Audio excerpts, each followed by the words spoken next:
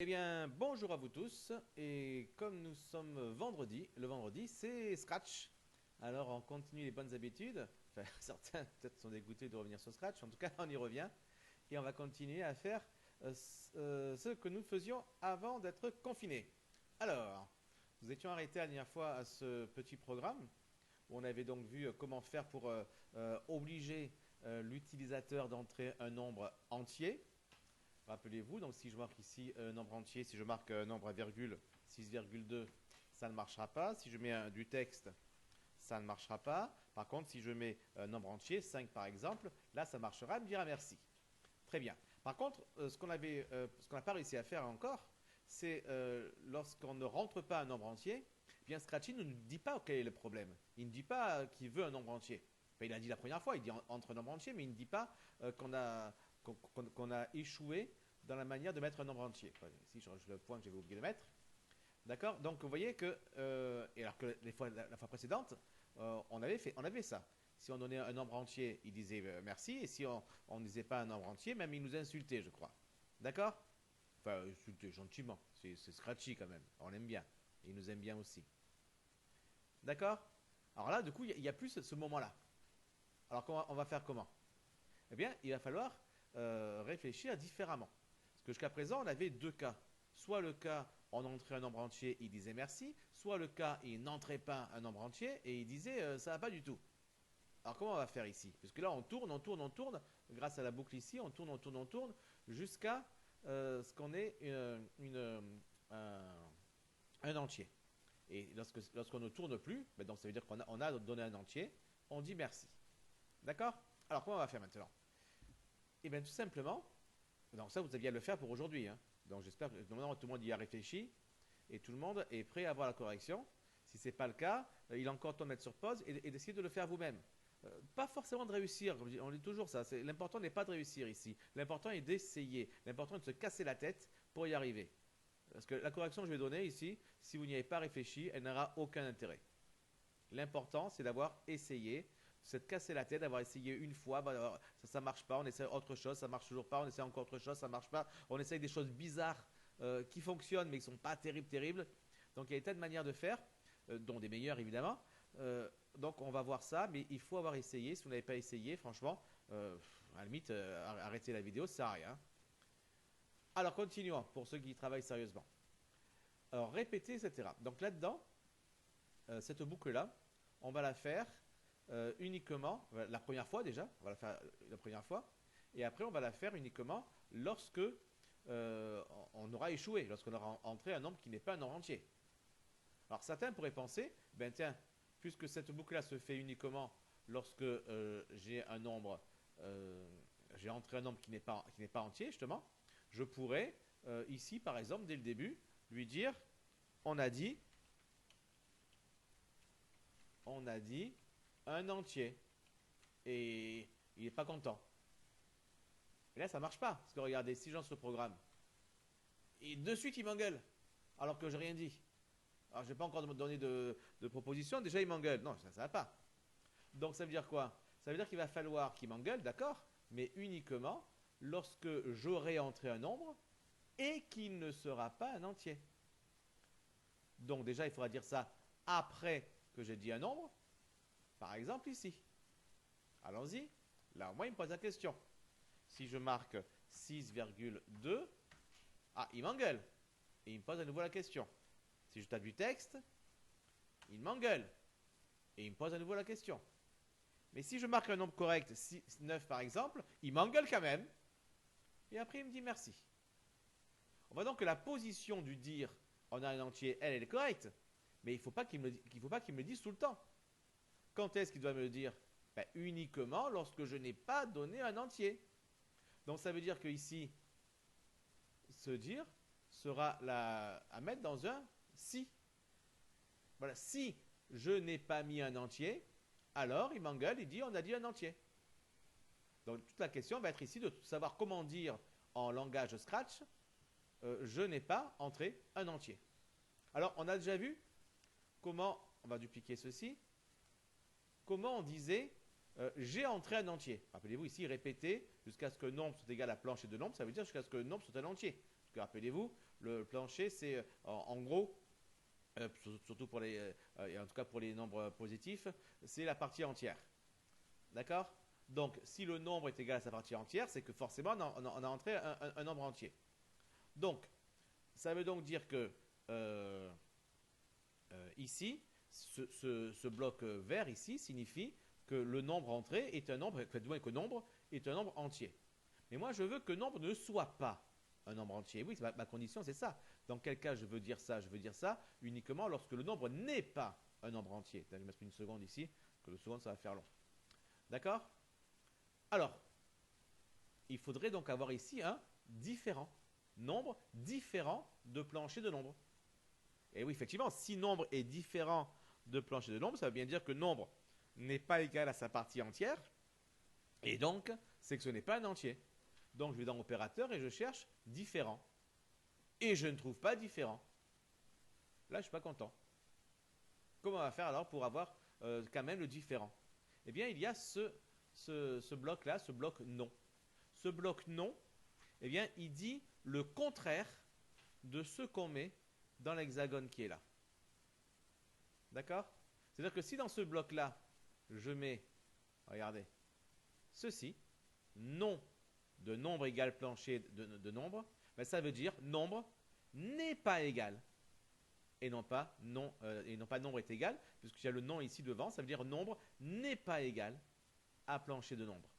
D'accord? Ça prend toute la négation de ce que je mets ici. Et le contraire de nombre est égal, la négation de nombre est égal, c'est nombre n'est pas égal, donc est différent.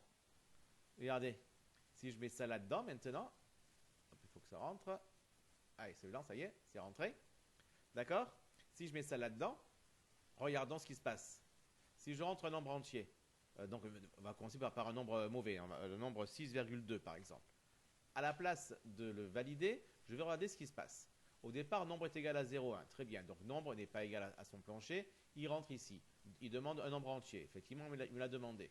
Je rentrais donc 6,2. Donc, réponse, c'est 6,2. Donc, nombre se met à 6,2. Est-ce que nombre est égal à son plancher? Plutôt, est-ce que nombre est différent? Parce que j'ai le nom ici. Est-ce que nombre est différent de son plancher? Donc, est-ce que nombre est différent de sa partie entière? Ben oui, évidemment, il est différent. Dans ce cas, je fais le alors qui est on a dit un entier. Et après, il remonte ici. Est-ce que j'ai nombre égal? Ben, toujours pas, on vient de dire qu'il était différent. Donc il repose la question. Vérifions si c'est bien ça. 6,2, je valide. On a dit un entier. Et il repose la question. Si je rentre du texte, pareil, on a dit un entier. Et il repose la question. D'accord? Ensuite.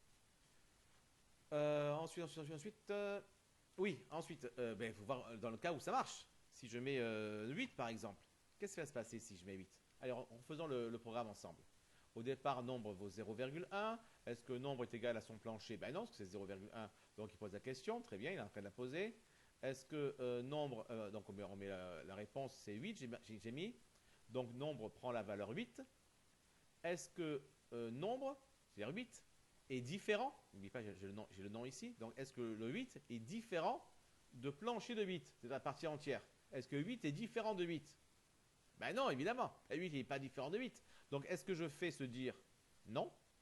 Donc, je repars ici à ma boucle. Est-ce que mon nombre est égal à son plancher? Oui.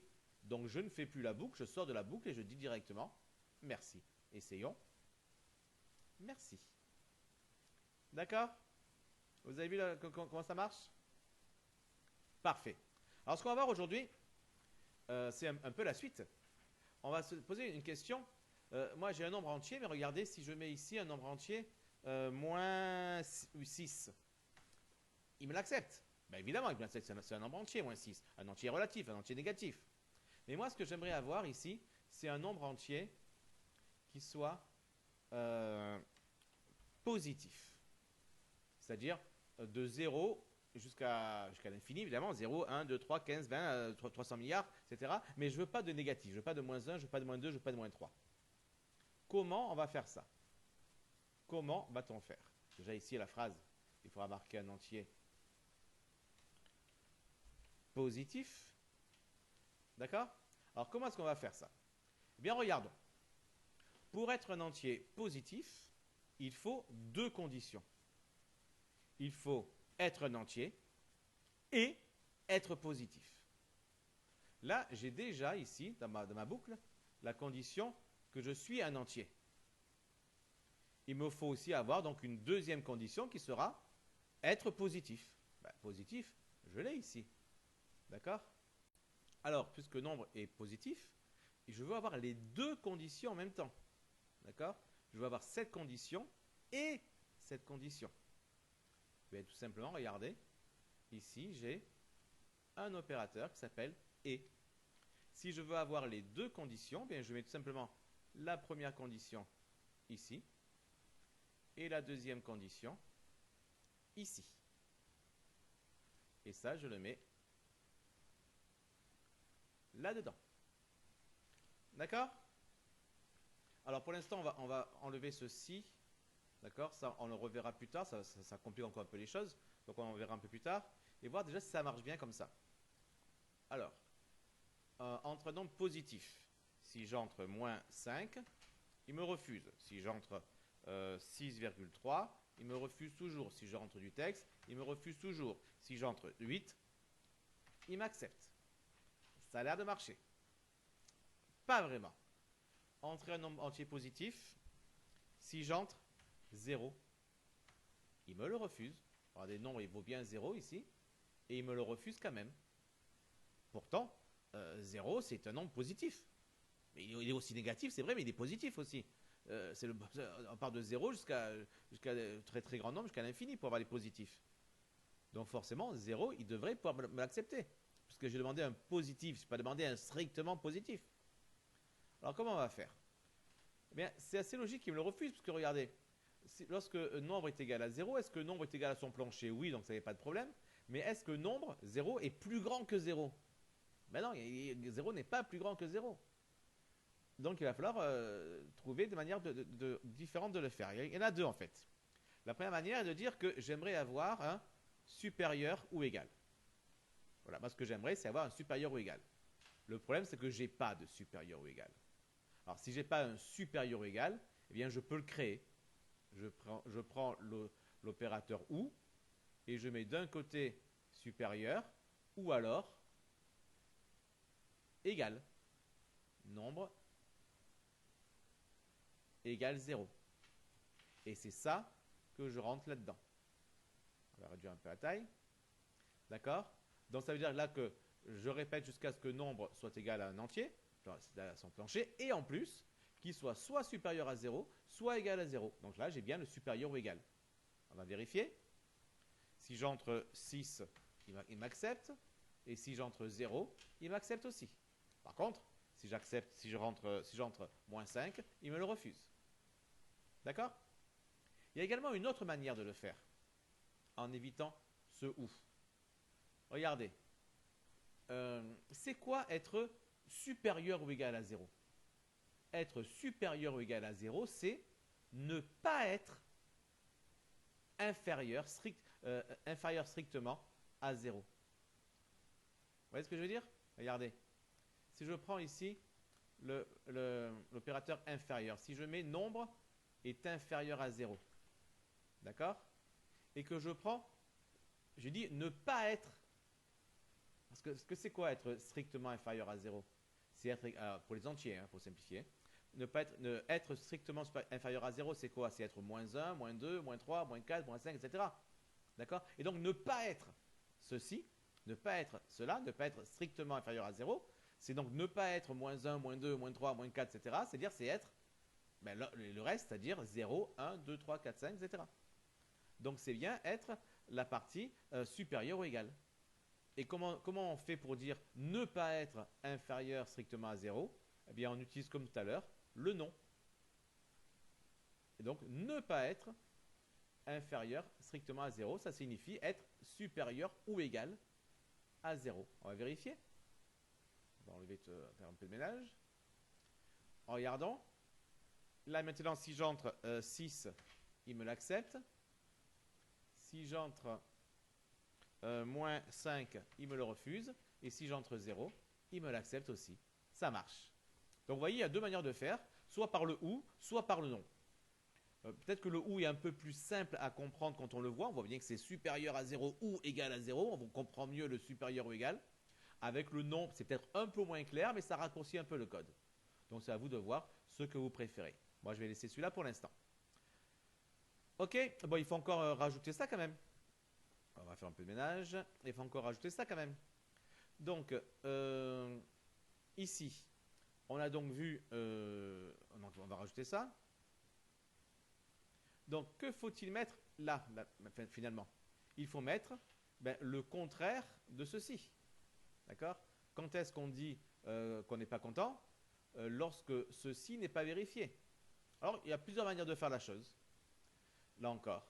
Peut-être que vous, la plus simple sera de dire, puisque on prend ça, on le duplique.